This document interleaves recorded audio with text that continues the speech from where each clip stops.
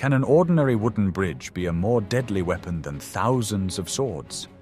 History knows examples when the landscape and engineering structures decided the outcome of a war even before the first blow was struck. This is exactly what happened in Scotland at the end of the 13th century, when the greatest army in Europe encountered an invisible barrier. The English were confident of victory, relying on their heavy cavalry and numerical superiority. But they did not take one factor into account. William Wallace did not just assemble an army of rebels, he turned the geography itself into his main ally. This battle was a turning point, proving that tactics and cunning could break the brute force of an empire. Watch the video to the end to find out how a narrow strip of wood above the water destroyed the flower of English knighthood.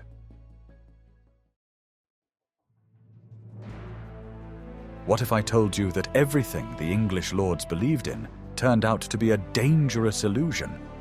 Scotland in 1297 was not at all the conquered country that London wanted to see. King Edward I, nicknamed Longshanks, believed he had completely broken the will of the Northerners by capturing their castles and taking away the sacred stone of destiny. He appointed his governors, who behaved not as administrators but as conquerors in enemy territory. Taxes rose, the rights of local residents were infringed upon, and any discontent was suppressed with demonstrative harshness. However, this cruelty backfired, giving rise not to fear, but to cold fury. Instead of resigning themselves to their fate, the Scots began to unite not around the nobility, who often compromised, but around the idea of freedom. It was a grassroots movement, seemingly spontaneous and uncontrollable at first glance, but possessing tremendous internal strength.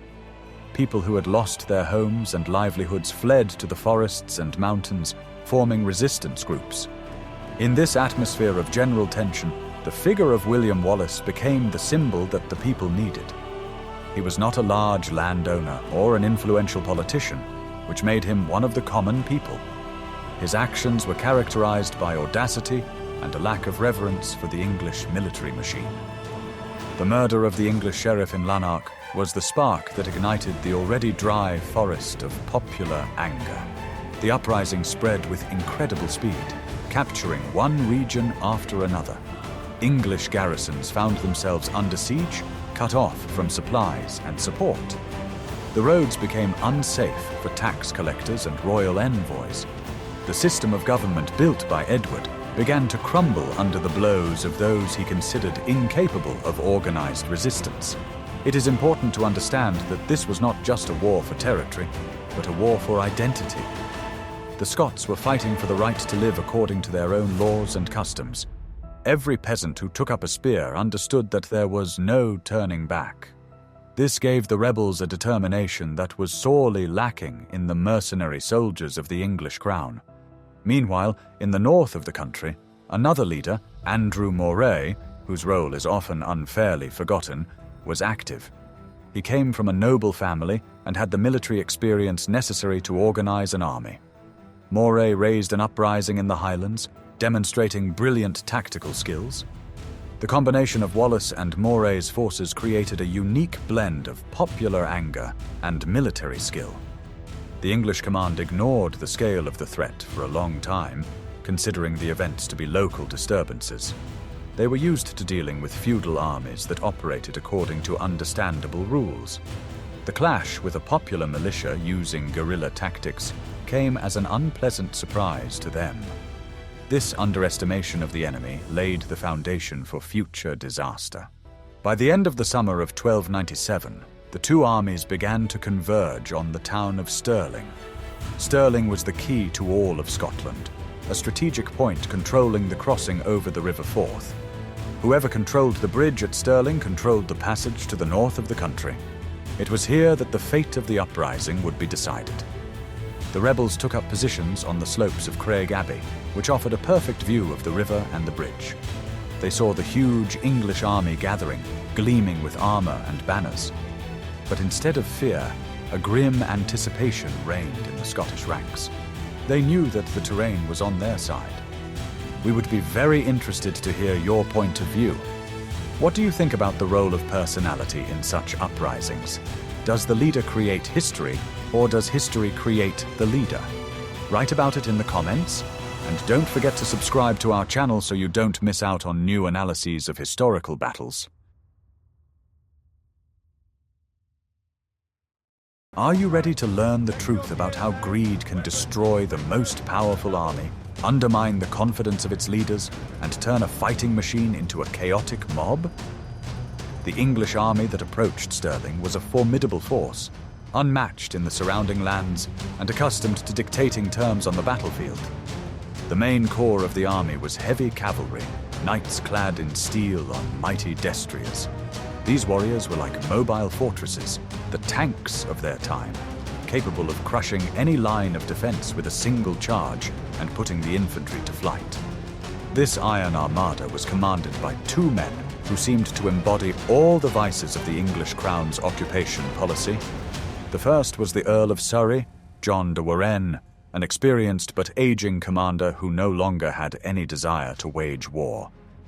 He had defeated the Scots at Dunbar, and now believed that victory at Stirling would be nothing more than a repeat of his previous triumphant march. For him, the war had become an unpleasant duty that prevented him from enjoying a peaceful life on his estates. The second in command was Hugh de Cressingham, the royal treasurer in Scotland, a man with the dry mind of a bureaucrat and the cold heart of a tax collector. For him, war was not a feat of arms, but an expense that needed to be reduced at every opportunity. He was hated by the Scots for his cruel exactions, but English soldiers felt no less animosity toward him. He skimped on provisions, cut payments, argued with military leaders, and meddled in tactical decisions without understanding the essence of battle. His greed knew no bounds. The English infantry consisted of archers, spearmen, and servicemen recruited in the northern counties and Wales. They were professionals accustomed to the hardships of campaigning, but their morale left much to be desired. Delays in pay annoyed everyone, and rumors that the treasurer had again cut payments undermined confidence in the command. The soldiers dreamed of a quick victory, rich spoils, and a speedy return home, rather than an endless march through wild lands. The English had a significant numerical advantage, even if we disregard the exaggerations of chroniclers. According to some estimates, they had between 200 and 300 heavily armed horsemen and about 10,000 infantrymen at their disposal, a huge force by the standards of the time. They were opposed by the Scottish militia, poorly armed, tired, but determined men. The English looked at them with undisguised contempt, considering them nothing more than dust under their hooves. It was this contempt that became their first and biggest mistake. In his desire to save public money, Cressingham ordered part of the reinforcements to be turned back and sent back to England. He believed that the available troops were more than enough to disperse the mob of ragged people, as he put it. This decision, born of greed and overconfidence, weakened the army at the most critical moment, when every dozen soldiers could have decided the outcome. Surrey, despite his experience, also showed surprising recklessness. He practically ignored the reports of his scouts and treated the upcoming battle as a formality. He simply slept through the morning of the battle, forcing his huge army to wait several hours to form up. Such behavior on the part of the commander undermined the morale of the soldiers, discouraged the officers, and created chaos in the ranks. The discipline that the English were proud of and held up as an example began to crumble. Confident that the Scots would flee at the mere sight of the unfurled English banners, the commanders failed to notice the obvious.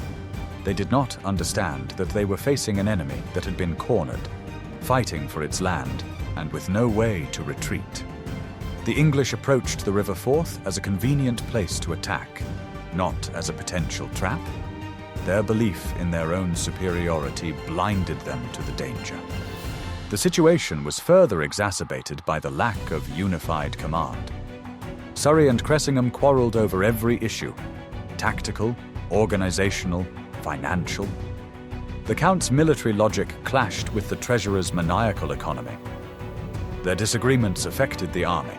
Orders were confusing, signals were contradictory, and decisions were delayed. The The huge army functioned like a machine with jammed gears. Thus, the English approached the banks of the Forth River, confident of victory, blinded by the arrogance and greed of their own leaders. Before them lay a narrow wooden bridge, which they considered merely a convenient crossing. But in reality, this bridge was not a road to victory at all, but a one-way ticket for many of them. What do you think, is underestimating the enemy really the main reason why great empires collapse?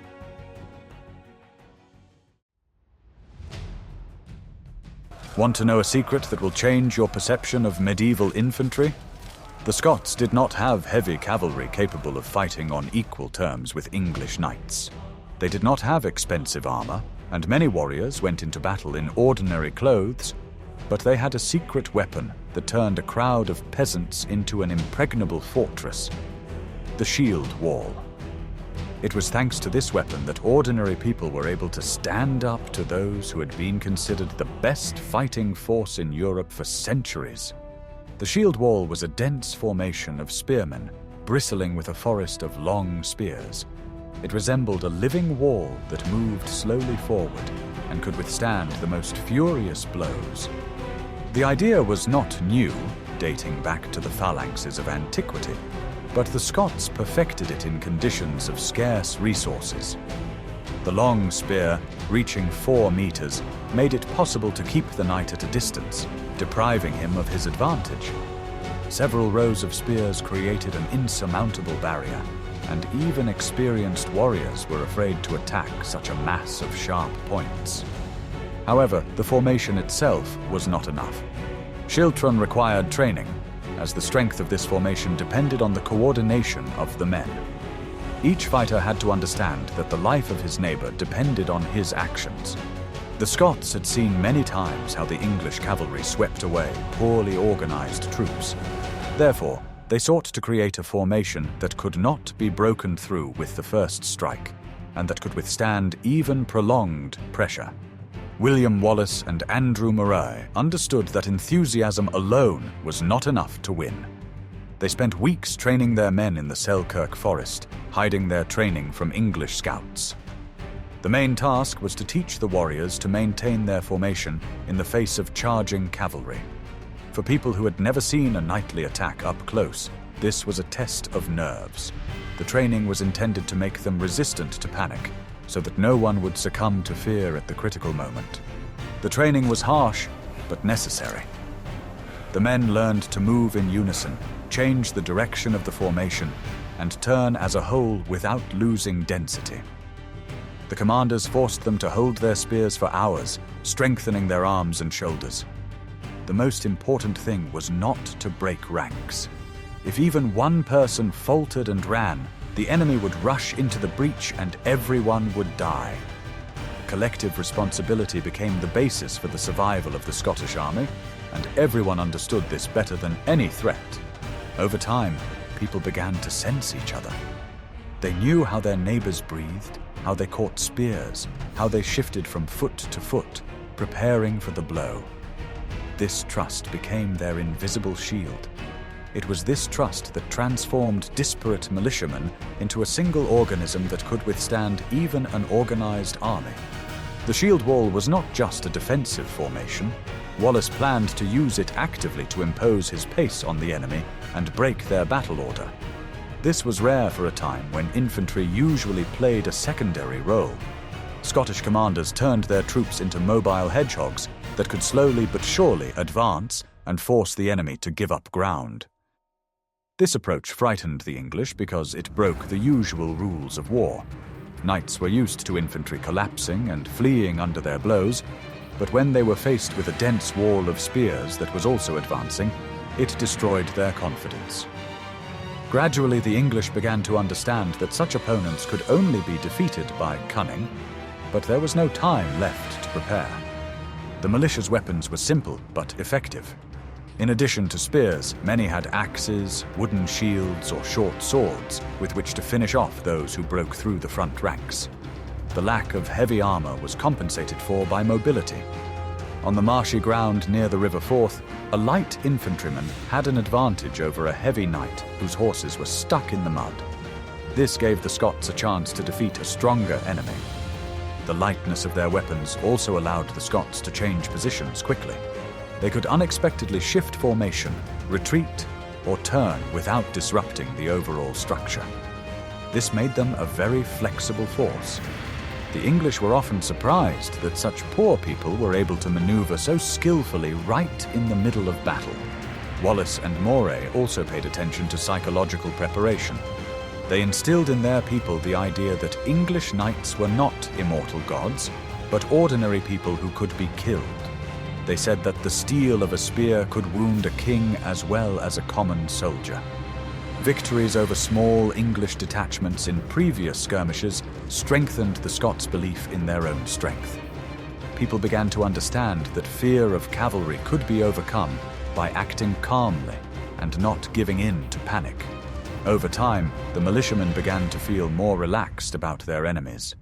They knew that the main thing was not to let the English horsemen break their formation. Even the loud pounding of horses' hooves no longer seemed supernatural to them. Their confidence grew with each passing day, and it was this confidence that later played a decisive role. The commanders divided the army into several large detachments, each led by local leaders. This preserved the clan structure and strengthened cohesion. People fought alongside their relatives and neighbors, which made fleeing the battlefield an impossible disgrace. The army became not just a gathering of militiamen, but a real community united by common goals. This clan system helped maintain order and discipline. Warriors knew that they were letting down not only their commander, but also their village. This sense of duty was stronger than any order. Even those who had never held a weapon before were ready to stand to the end, because they knew that their own people were standing beside them. The Scots' tactics were based on using the terrain. They knew they had little chance in open country, but in a narrow place where the English could not deploy their forces, the schiltron would be a deadly hammer. Therefore, Wallace carefully chose the location for the battle. He needed a place where the English army would be forced to attack under unfavorable conditions. The Selkirk forests, hills, and marshy areas around the River Forth provided ideal conditions. The Scots knew every turn of the path, every hollow, every bump. They used everything that nature gave them and turned disadvantages into advantages. It was this thoughtfulness and preparation that made them a dangerous enemy. By the morning of the battle, the Scottish army was like a coiled spring. Thousands of men stood on the hillside, leaning on their spears and looking down at the bridge. They could feel the ground shaking from the footsteps of the enemy, but no one looked away. Everyone understood that this day could change the fate of the country. Their formation was ready to strike. The men waited for the moment when the English would begin to cross the bridge, knowing that this would be their chance. They were ready to teach the English crown a lesson. If you like learning about tactical tricks like this, give this video a thumbs up. What if I showed you how nature itself set a trap for the army? The location of the battle was chosen by the Scots with surgical precision. The River Forth in the Stirling area makes a deep loop, forming a natural pocket on the north bank. The ground inside this loop was marshy and soft, unsuitable for heavy cavalry maneuvers. The only way across the river was an old wooden bridge. It was so narrow that only 2 horsemen could ride across it at a time. This created a bottleneck effect. The huge English army could only cross to the other side in a thin stream, stretching for hours. The bridge itself was supported by a dam, a narrow embankment road leading across a marshy lowland. This meant that even after crossing, the English could not immediately deploy into battle formation. They had to move along the narrow road, squeezed by water and swamp on both sides. Any attempt to leave the road threatened to get them stuck in the mud. The Scots took up positions on the high ground of Abbey Craig, which dominated the battlefield. From here, they could see every movement of the enemy and could accurately calculate the time for their attack. The distance from the foot of the hill to the bridge was short, allowing the Highlanders to cross it in a matter of minutes at a run. The English commanders saw this terrain, but interpreted it completely differently. For them, the bridge was just an annoying obstacle that slowed down their movement. They did not perceive the river and the swamp as active participants in the battle. Their confidence in the power of the knight's strike overshadowed common sense. The locals knew about the treachery of these lands. The river Forth was deep and fast, and the tides could change the water level. The marshes around the bridge were deceptive. Covered with green grass, they hid a deep quagmire. For a man in armor, falling into such a bog was tantamount to death. Wallace and Moray bet on this factor. They understood that the English would trap themselves by trying to cross the army. They did not need to defeat the entire English army at once. They only needed to destroy the part that managed to cross the bridge. This was a classic example of using a bottleneck in military strategy. The entire might of a 10,000-strong army became useless if only a few hundred men could enter the battle at a time. The size of the English army worked against them, creating crowding and confusion. The Scots waited patiently on the hill, watching the enemy's preparations. They saw the English vanguard begin to move towards the bridge. The trap was ready. All that remained was to wait for the prey to enter it deeply enough. Geography Stirling became the third commander of the Scottish army. The bend in the river, the narrowness of the bridge, and the softness of the ground all combined to create the perfect plan for destruction. In the next chapter, you will learn how human stupidity set this mechanism in motion. The morning of September 11, 1297 began with absurdity. The English infantry began crossing the bridge at dawn, ready to take up positions on the other side. However, the Earl of Surrey, who had had a turbulent night, was still asleep. Without orders from the commander-in-chief, the army could not begin a full deployment, and the officers sent the soldiers who had crossed back. By the time the Earl finally woke up and arrived on the scene, it was too late. But instead of immediately launching an attack, the English entered into strange negotiations. Dominican monks were sent to the Scots with an offer to lay down their arms and surrender to the king's mercy. This was standard procedure, but in the circumstances it seemed like a mockery. Wallace's response went down in history. He told the envoys, "Tell your commander that we have come here not for peace, but for battle, to free ourselves and our kingdom." These words left no room for compromise. The rebels openly challenged the empire, refusing to recognize its authority. Even after this refusal, the English did not rush.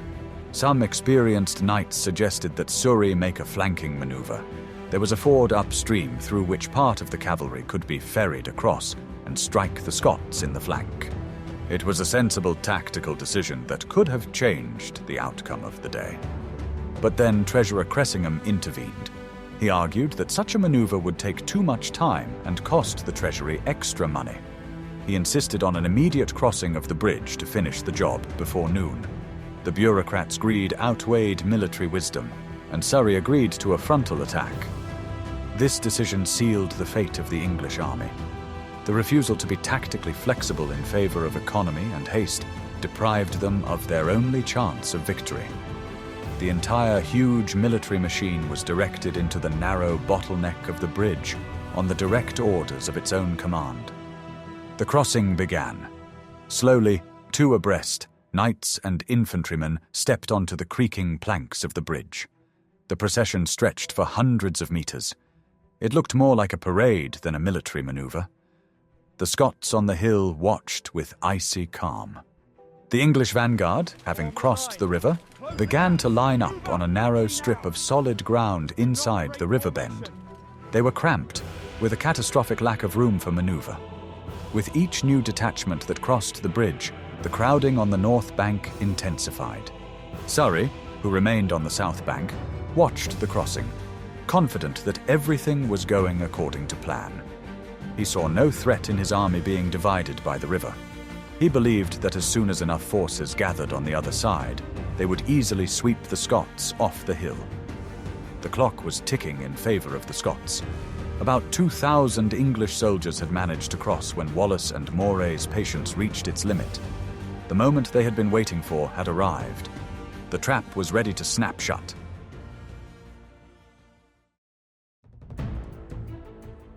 Are you ready for the shocking truth about how quickly the hunter can become the prey? At about 11 o'clock in the morning, the signal to attack sounded. It was not a random cry from the crowd, but a clear command. The Scottish spearmen, who had been standing motionless until then, rushed down the slope in a single burst. The earth shook from the trampling of thousands of feet. Their determination was so great that even the wind seemed to change direction, giving way to this furious movement. Wallace's plan was simple and ingenious. He understood that a direct attack would only lead to a protracted battle where the English could use their heavier weapons. Therefore, the main part of his army marched in the center, while a specially selected detachment moved faster than the rest. This maneuver allowed them to bypass the English vanguard and head for the bridge. Their goal was to cut off the knights who had crossed the bridge from the main body of the army and deprive them of the possibility of receiving help. For that time, such tactics were considered bold and very rare. The English, who were on the north bank, froze. They saw an avalanche of spears rushing towards them, but the space around them was too narrow to maneuver. The heavy cavalry, their main striking force, stood in a static position, unable to gain momentum. The knights shouted at their squires, trying to regroup, but it was almost impossible to do so. The horses began to get nervous, snort, and retreat, sensing the approaching danger. The Scots struck with a fury that had been building for years. The shieldrons crashed into the English ranks so swiftly that the front lines of the enemy did not even have time to raise their shields. Long spears pierced armor, threw riders to the ground, and broke their formation. Those who found themselves on the ground immediately fell under the feet of their own comrades. The English infantry, trapped between the knights and the water, found themselves in a deadly trap from which there was no escape. With each passing minute, the pressure grew. The Scots used their dense formation to slowly but surely push the enemy back towards the river. Some tried to break through the ranks of spearmen, but were struck from the sides. The water in the river began to darken with mud and blood. For the English, every second became a struggle for survival.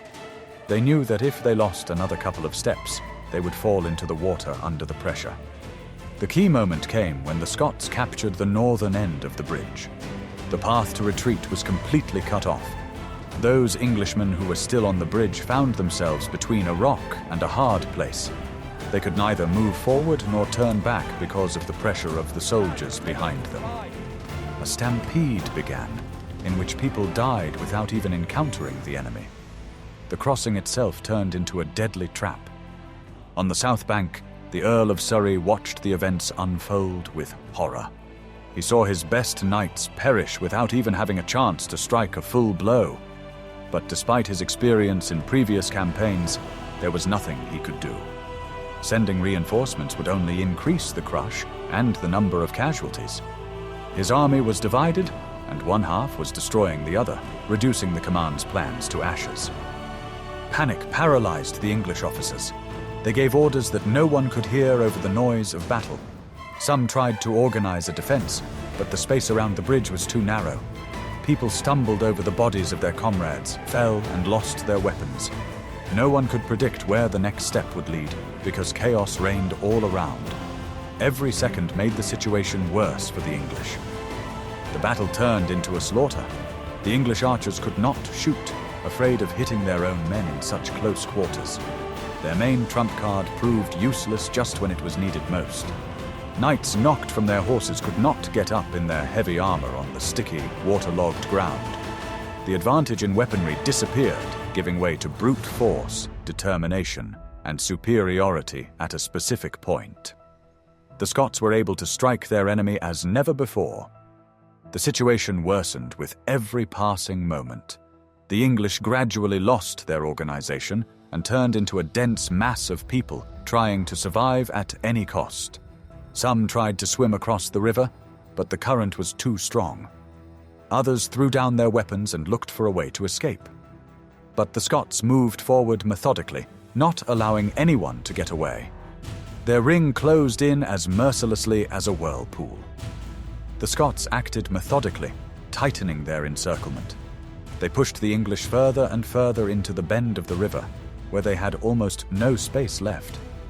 The men felt the ground slipping away from under their feet, causing a new wave of panic. Some knights tried to organize a counterattack, but their attempts were lost in the general chaos. The space for the Englishmen was shrinking like shagreen leather. Even experienced veterans began to doubt the possibility of salvation. Some tried to raise their shields, but were met with a solid wall of shafts in front of them. The suddenness and force of the attack decided the outcome of the battle in the first few minutes.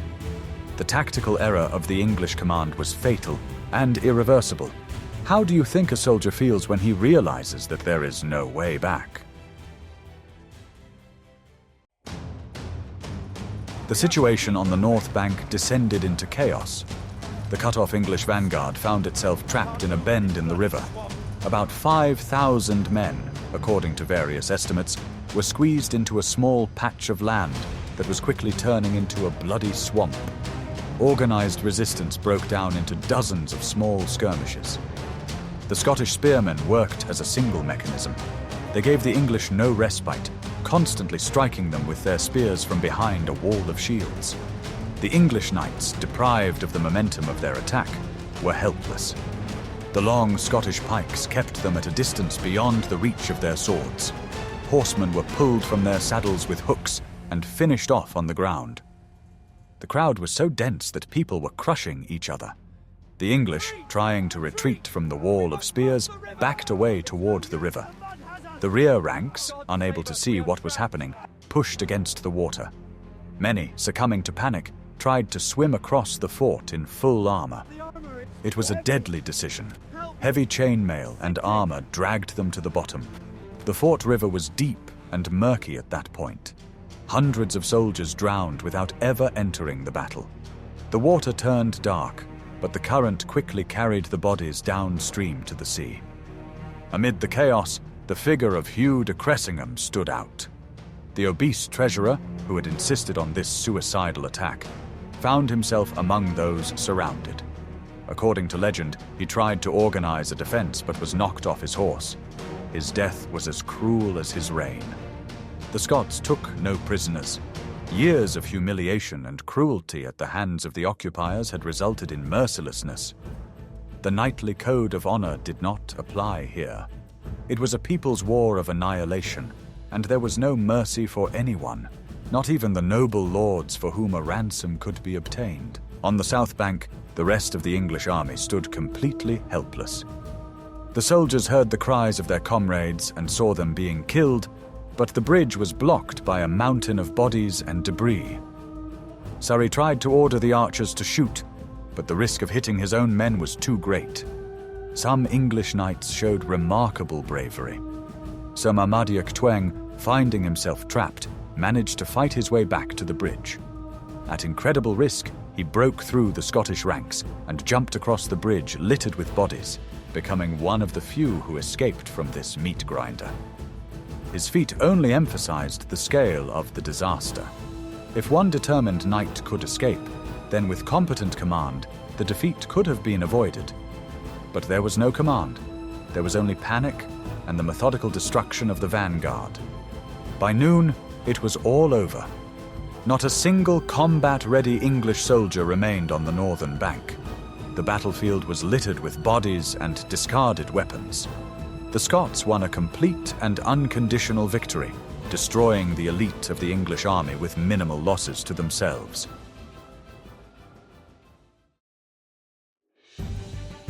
There is a popular version that the bridge collapsed under the weight of people and horses in the heat of battle. Some chroniclers claim that the Scots soared through the supports in advance to bring down the structure at the right moment. Others say that the bridge was destroyed by the English themselves on Surrey's orders to prevent pursuit. It is most likely that the old wooden bridge simply could not withstand the enormous load and panic. When the Scots attacked, the crowd on the bridge panicked. People tried to turn around, horses reared up. The railings broke, and dozens of people fell into the water from a height. If Surrey really did order the bridge to be destroyed, it was an act of utter desperation. In doing so, he completely abandoned those who were still fighting on the north bank to their fate. It was a betrayal of his own troops for the sake of saving his own skin. The destruction of the bridge was a symbolic turning point in the battle. The connection between the two banks was severed. The English army was not only defeated, it was physically torn in two. The part that remained on the south bank lost the will to resist. The sight of the collapsed bridge and the destroyed vanguard broke the spirit of the Earl of Surrey. The experienced commander, Victor at Dunbar, turned into a frightened old man. Instead of trying to organize the defense of the ford or counterattack, he gave the order to retreat. This decision turned defeat into disaster. The retreat quickly turned into a panicked flight. The English baggage train, left unguarded, became easy prey for the Scots. Those who, an hour earlier, had been the masters of the country, now fled, abandoning their weapons and banners. The Scots couldn't cross the river right away because the bridge was destroyed, but that wasn't necessary anymore. Rumors of the defeat spread faster than the wind. Garrisons in other cities, learning of the destruction of Surrey's army, began to abandon their posts. The River Forth, littered with debris from the bridge and bodies, became a silent witness to the triumph. Wood and water proved stronger than steel. An engineering structure designed to connect became an instrument of separation and death. The fall of the bridge at Stirling marked the fall of English power in Scotland.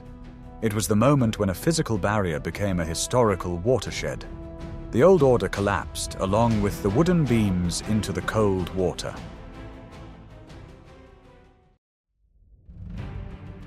After the battle, the fates of the main characters unfolded in different ways.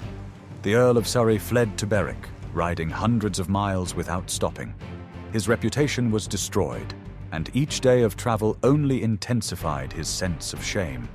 He knew he had left his army without leadership and given the enemy the easiest chance to win.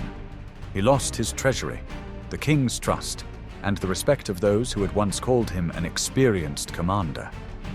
King Edward, who was in Flanders, was furious, for the defeat had damaged the prestige of the crown.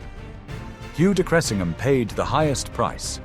His body was found on the battlefield among hundreds of dead, and none of the Scots felt pity for him. The hatred for him was so great that many remembered his cruel methods of collecting taxes even before the war.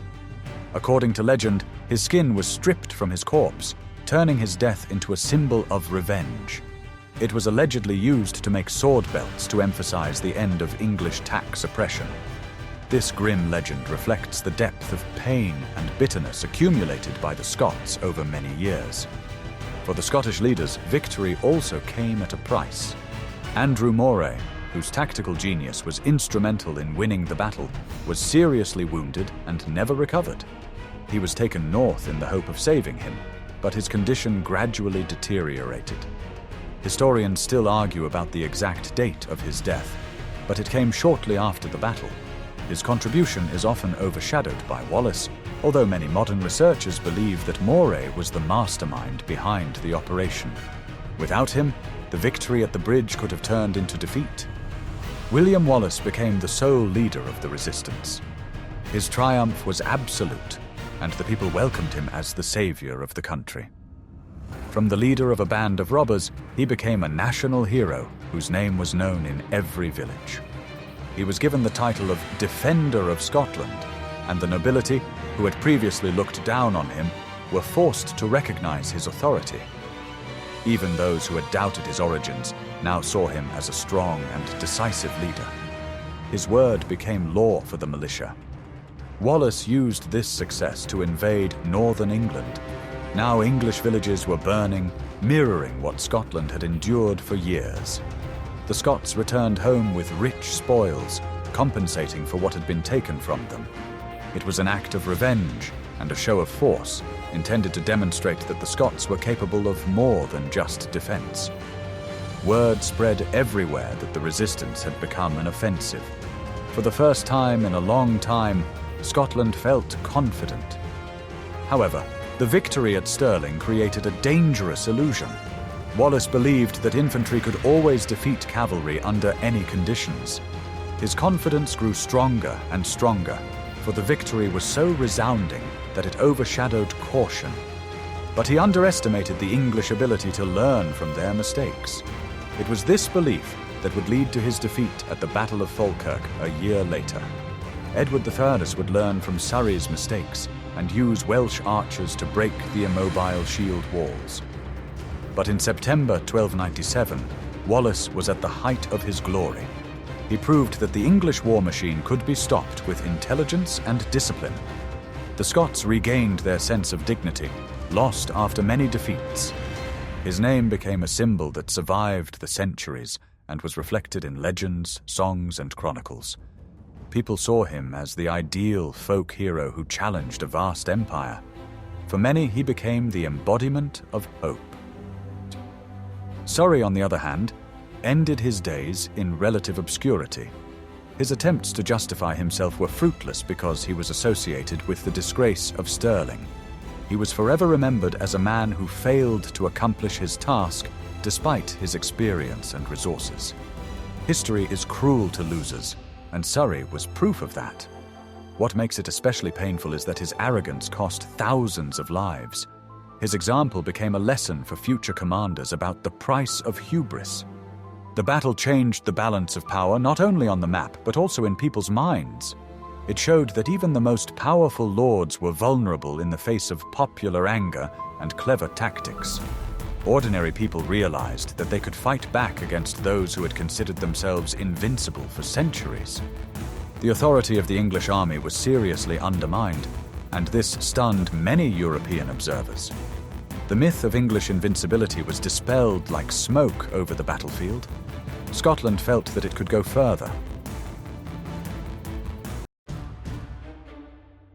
The Battle of Stirling Bridge is not just an episode in medieval warfare. It is an event that changed the course of European history. For the first time in a long time, an army of militia infantry completely defeated heavy feudal cavalry. It was a harbinger of the end of the age of chivalry, which would finally come to an end a century and a half later at Azincourt. Stirling showed that discipline and tactics are more important than individual skill and expensive equipment. The schiltron became a formidable weapon that the Scots would use for centuries. The lessons of this battle were studied by military leaders throughout Europe. For Scotland, this battle became the cornerstone of national identity. It proved that a nation could exist even without a king, relying on the will of the people. The memory of Stirling inspired the Scots during the darkest times of their history. Today, a majestic monument to Wallace stands on the site of the battle. From its top, you can see the bend of the River Forth, where the fate of the country was decided 7 centuries ago. The old wooden bridge is long gone, but its ghost still hovers over these waters. The story of Stirling teaches us that arrogance is a poor advisor, and underestimating your enemy can be a fatal mistake.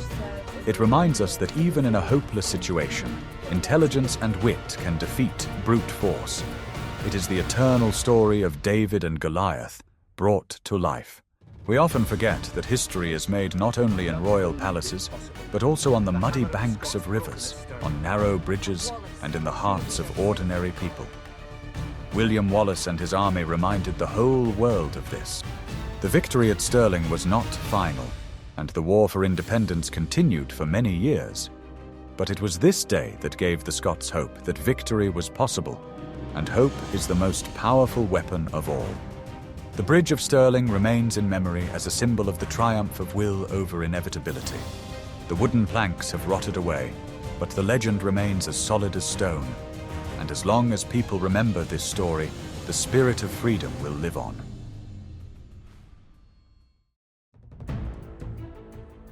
We have seen how the self-confidence of one side and the desperate courage of the other, multiplied by the peculiarities of the landscape, led to one of the most unexpected defeats in history.